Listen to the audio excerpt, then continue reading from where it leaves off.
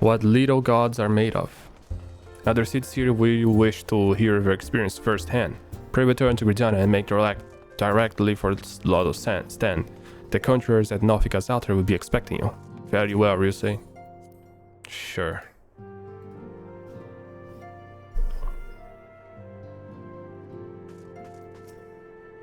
Welcome back, Ryusei. Word of your monumental's encounter with Lord Ramuh precedes you.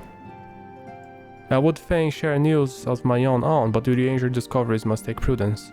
Upon witnessing your defeat of the Lord of Livin, your learned companion was struck with profound insight regarding the nature of the Ascians' immortality. Let us assemble and discuss with observation altogether.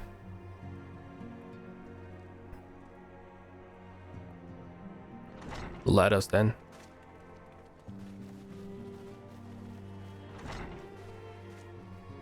If everyone is ready, let us begin. Urianger, the floor is yours. Alright, let's go.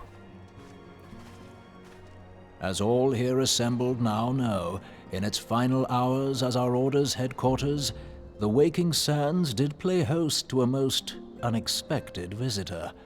I speak of the Ascian clad in white, Elidibus. Unwelcome though his presence was, his words that day did serve to confirm a truth long suspected, that the Ascians are eternal beings, to whom physical destruction is as a temporary inconvenience. In the intervening time, Urianger and I have striven to discover a means by which the Ascians might more permanently be slain. More and permanently. 'Tis my belief that we have found the thread that will allow us to unravel the twisted skein of their existence. In the moments prior to Leviathan's most recent manifestation, the Sahagin elder who summoned him was observed to undergo some manner of ascension. The etheric readings taken by Y'shtola at the time of this transfiguration have proven most enlightening. Y'shtola? It's Y'shtola, not Y'shtola. Y'shtola. Y'shtola.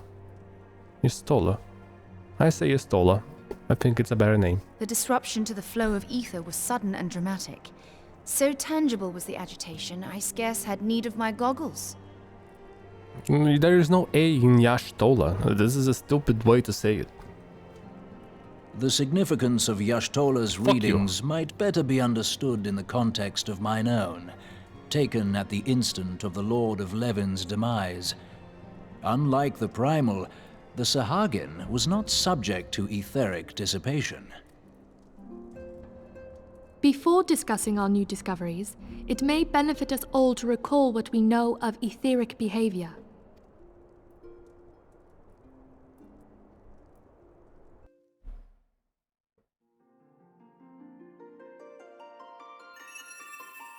Let us begin at what some might call the end.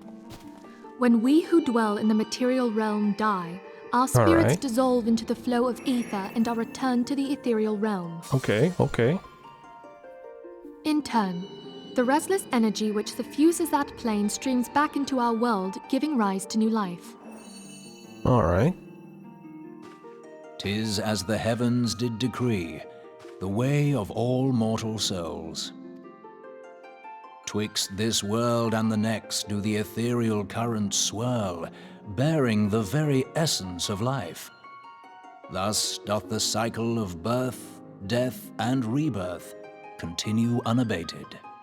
I don't really like when there is reincarnation being portrayed as some sort of standard for any universe, because that kind of incites that there is a finite amount of life in the world. There is just a cycle that keeps repeating itself, you know what I mean? Like, a new life can never be truly a new life, because every time someone dies, there is a new form. There is not a truly new life. There is just a recycled life, and that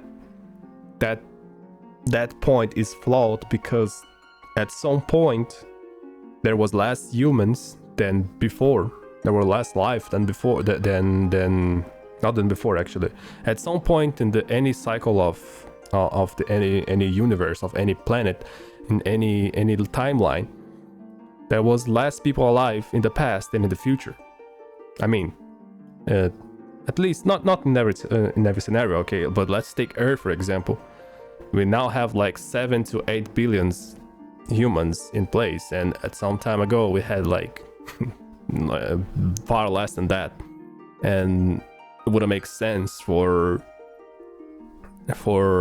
this type of theory, especially because yours just shouldn't be so different. I'm pretty sure not all humans were born at the same time. Not everything was born at the same time. Primals behave somewhat differently. In order to manifest and then maintain a physical presence in this realm, they must consume vast quantities of ether, most often in the form of crystals. Though they may seem to live, their flesh is but ether given shape. Alright. Thus, a defeated primal leaves behind no broken corpse. Rather, the essence of its form seeps back into the land whence it came, and the energy of its shattered spirit is called back to the ethereal realm. And there it waiteth, till next the prayers of the faithful do draw it forth from the sea of ether, to take their offering of crystals and make for itself a new body.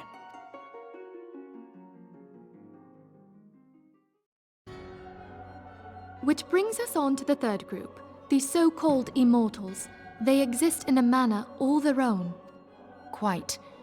Even as the Sahagin Elder fell to the Admiral's musket shot, I witnessed the release of an ethereal cloud, which immediately took possession of a nearby minion. A soul that dissipateth not upon the death of the flesh. The secret of life everlasting, and in the claws of a Sahagin no less. But I wonder, what would happen to one of these obstinate spirits, should there be no suitable host for it to claim? If mortal death entails a return to the ethereal realm, it seems doubtful that the soul of an immortal would venture there.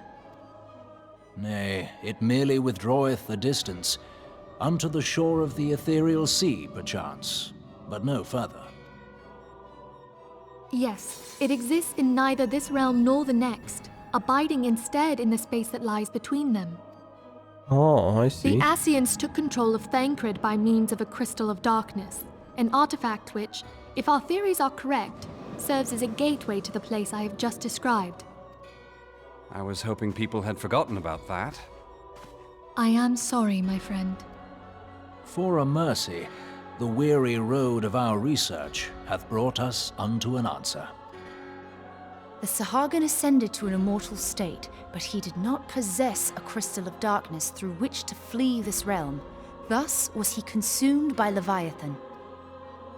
If we could entrap the spirits of defeated Ascians in like manner, and thereby deny them resurrection... Yeah, makes sense. Sounds like a plan, actually. Therein lieth the path to victory. Thou art most perceptive, my lady. Only when we have trapped the bodiless soul within an ethereal prison can we hope to defeat its unnatural constancy. Thus might even an eternal paragon be consigned to oblivion. These feats are, of course, far easier said than done. At present, we lack a viable means to entrap and extinguish an Ascian soul. Yet, I believe it to be possible. The pieces of the puzzle lie before us.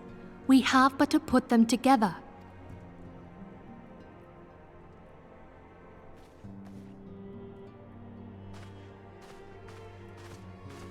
I will depart at once to convene with the sages of Sharlayan.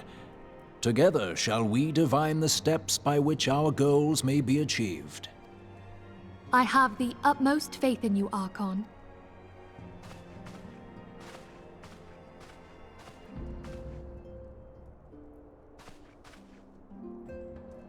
Beg pardon, antecedent, but I would raise one final matter. Even now, a Sharlayan survey party seeketh to ascertain the fate of the students of Baldesion. Their findings shall soon be known to us. Though you harbor feelings of dread, I bid you surrender not to sorrow, but abide instead in hopeful prayer. I shall, Archon. Thank you.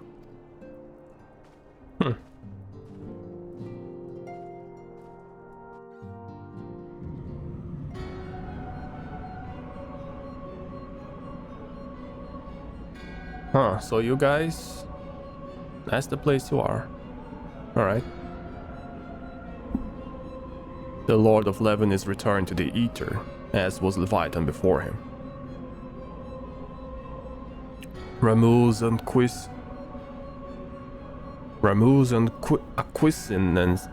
Aquiescence was most intriguing.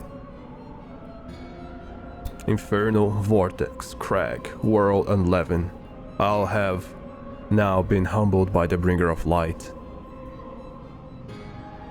The limitless potential of man, idle and servant, grows mightier by the day. Yet he prospers at great cost to his mistress, whose strength is out too finite.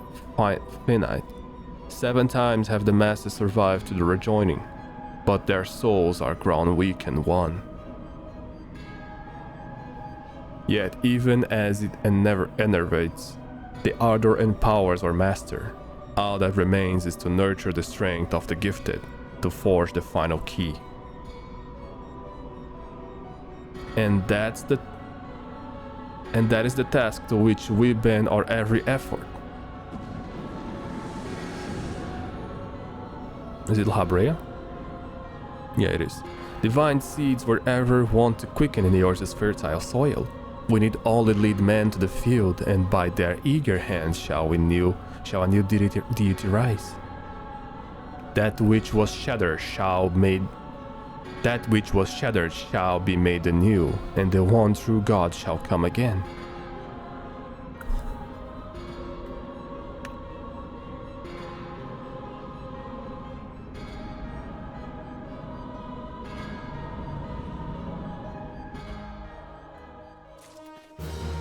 All right.